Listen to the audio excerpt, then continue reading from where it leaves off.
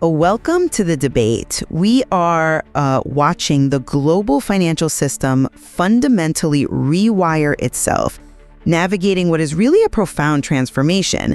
This isn't just one technological shift, it's the simultaneous maturation of artificial intelligence, the mainstreaming of sustainable finance or ESG, and the explosive growth of digital assets and decentralized finance or DeFi. These three interconnected currents are, rapidly reshaping market structures worldwide. And that convergence creates an enormous, maybe even unprecedented challenge for regulators. The underlying analysis really reveals a core tension, what some call a global regulatory trilemma. Authorities are constantly trying to balance three competing imperatives, fostering innovation, ensuring financial stability, and maintaining national sovereignty. The way different places prioritize these 3 points, it defines their entire regulatory philosophy. Exactly. So our central question today focuses on which regulatory philosophy is better equipped to govern this new financial epoch.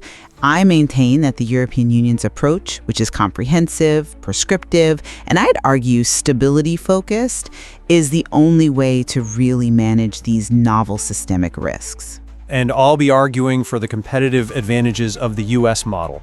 That approach is more sector-specific, fundamentally technology-neutral, and really driven by agility, relying on, let's say, time-tested legal principles, rather than brand-new sweeping laws to foster market-led innovation. Okay, so from my perspective, I see the rapid convergence of AI, ESG, and DeFi creating these novel systemic risks that we just can't afford to ignore, alongside, frankly, profound issues for consumer protection. We need proactive, comprehensive legal frameworks to ensure systemic integrity, and the EU model provides that necessary certainty. I mean, consider the EU's Risk-Based AI Act. It doesn't ban AI. It targets high-risk financial use cases like credit scoring, imposing pretty stringent requirements for transparency, human oversight, and crucially, data quality. This is, I think, an essential step toward mitigating algorithmic bias and tackling the black box problem, where decisions get made without clear human insight or auditability. And beyond AI, the markets and crypto assets regulation, MiCA, is a crucial preemptive strike for the whole region. It provides a harmonized pan-European licensing framework for service providers, and this is really important, mandates clear reserve requirements for stablecoin issuers.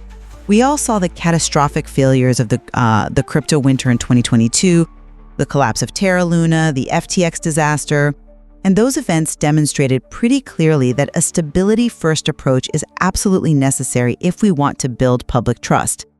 The EU is prioritizing the foundational integrity of the system against risks posed by complex technology concentrated in just a few hands. I come at it from a different way, though. While systemic integrity is obviously vital, overly prescriptive top-down frameworks, I worry, often end up resulting in regulatory stagnation. They can stifle the very innovation that actually promises increased economic efficiency and financial inclusion. A fragmented, enforcement-led, and technology-neutral approach, like the one we generally see in the US, is, I'd argue, actually superior, because it maximizes market-led innovation and allows for much more rapid adaptation. We shouldn't feel obligated to craft, a brand new federal law every single time the underlying technology shifts. We need robust, existing mandates applied to the actual outcomes the technology produces. And the evidence for US adaptability is pretty clear if you look closely. The Consumer Financial Protection Bureau, the CFPB, for example, is actively scrutinizing AI-driven lending models for discriminatory impact. They aren't waiting around for some new AI lending act. No, they're using long-standing statutes like the Equal Credit Opportunity Act, ECO-CO. This application of existing anti-discrimination law to new technology shows an agility that, frankly, a lengthy prescriptive legislative cycle just can't match. Similarly, in sustainable finance, the proposed SEC rules focus strictly on financial materiality and preventing greenwashing, basically to protect investors rather than attempting to direct where capital flows, which is, let's be honest, a criticism often leveled against the EU's more complex rules like SFDR. My goal, or rather, the goal of this approach, is to prevent regulatory stagnation and allow new, disruptive financial structures to evolve without being prematurely choked by overly rigid, defined boundaries. Okay, that's an interesting point regarding U.S. adaptability. And I can concede the technology-neutral application of existing anti-discrimination law is effective in specific consumer areas. But I would frame the risk profile differently, especially when we talk about the systemic threat posed by big tech's influence on finance. We are seeing a critical emerging threat here: the heavy reliance of the entire financial sector, from major banks down to small fintechs, on a very small number of dominant firms for foundational AI models and cloud capacity. That infrastructure dependency is certainly a profound threat. I agree. It is. And the EU model is, I believe, uniquely positioned to manage this concentration risk precisely because its risk-based framework forces proactive, mandatory risk assessment and accountability onto those supplying the high-risk financial tools, which, let's face it, often means big tech. Relying on applying old laws post facto, as in the US regulation by enforcement model, might just be far too slow to manage such a concentrated dependency risk before it causes a major shock. We are talking about infrastructure failure risk on a potentially global scale. This is a genuinely new vector of systemic risk that requires a comprehensive, proactive solution like the AI Act provides.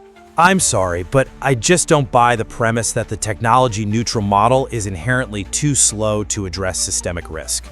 While yes, infrastructure dependency is a legitimate concern that requires vigilance, the EU's prescriptive approach risks being rendered obsolete by the sheer speed of technological evolution. Just think about the direction we're headed.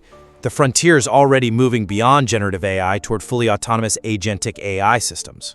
Agentic AI? You mean systems that operate with independent reasoning and complex decision-making? Exactly. Systems capable of independent reasoning and taking actions without immediate human intervention. This fundamentally challenges existing models of governance that rely so heavily on mandated human oversight and accountability, which is exactly what the EU's AI Act legislates for, right? The US approach, however, focuses on governing the fiduciary relationship and market integrity, regardless of whether the action was taken by a human portfolio manager, a generative AI algorithm, or, down the line, a fully autonomous agent. By focusing on the outcome and the accountability structure already codified in law, our system can, I think, adapt faster to the genuinely autonomous future, without needing to rewrite legislation every few years. Okay, let's maybe shift the focus to digital assets, where the need for clarity and stability feels particularly acute. The fragmentation in the US is, well, it's undeniable. The constant jurisdictional disputes between the SEC and the CFTC over whether a digital asset is a security or a commodity creates immense legal uncertainty. That uncertainty actively hinders responsible institutional adoption and prevents capital from flowing into the sector with real confidence. That is a fair critique of the current U.S. landscape, I'll grant you. It is messy. And MiCA provides the legal certainty the industry desperately needs across Europe. It clearly defines assets, it regulates stablecoin issuers with rigorous requirements, and provides a harmonized approach across, 30 European jurisdictions? As I mentioned before, the catastrophic failures of 2022 really underscore the wisdom of MiCA's stability-first approach, which mandates reserve requirements and strict governance for issuers. Certainty and trust are, after all, the foundations of finance. That's a compelling argument regarding the need for certainty, especially, yes, for large institutions looking to enter the space. But have you considered the potential cost? MiCA focuses overwhelmingly on regulating centralized intermediaries, the crypto asset service providers, or CASPs. That is basically regulation built for the traditional financial system. However, the core ideological root of decentralized finance, DeFi, is the elimination of intermediaries altogether. So if you regulate the CASPs heavily, sure, you bring certainty to the centralized crypto exchange. But what about the truly decentralized protocols, the DAOs, which often have no clear legal entity or physical headquarters? The US approach, while messy and relying on enforcement actions, might inadvertently preserve the capacity for these truly decentralized structures to evolve without being prematurely choked by rules designed for traditional corporate structures. MiCA's focus on licensing in legal entities, Well, it risks constraining the revolutionary potential of decentralization, which really seeks to build an entire parallel, intermediary-less financial system. I see why you might think that MiCA could inadvertently capture too much. But let me give you maybe a different perspective on the necessity of proactive regulation, global influence. The EU's proactive legislative stance, often referred to as the Brussels effect, effectively establishes global standards for complex areas like AI ethics and climate disclosure. I'm referring specifically to comprehensive frameworks like the Sustainable Finance Disclosure Regulation, SFDR, and the Corporate Sustainability Reporting Directive, CSRD, the EU's pretty complex disclosure rules. They are certainly comprehensive, yes. And this setting of global standards is necessary, I argue, for managing cross-border financial flows and combating greenwashing effectively. When the EU sets these benchmarks, multinational corporations, even those headquartered in the US, often have to comply if they want to operate in Europe. This drives international convergence. The US's fragmented, often delayed and reactive stance risks diminishing its ability to shape global standards, leaving it essentially in a reactive position while Europe dictates the rules of engagement for international finance. Yeah, I'm just not convinced by that line of reasoning, because the pursuit of global standard setting often seems to come at the expense of economic competitiveness and market innovation. The political backlash against the EU's prescriptive ESG rules, particularly here in the US but also globally, shows the inherent danger of regulation that attempts to direct capital into specific social or environmental outcomes rather than solely focusing on financial materiality and, robust investor protection. Furthermore, the US model fosters market-led evolution. By allowing a competitive, sometimes admittedly chaotic environment, it encourages the rapid development of efficient, globally scalable solutions.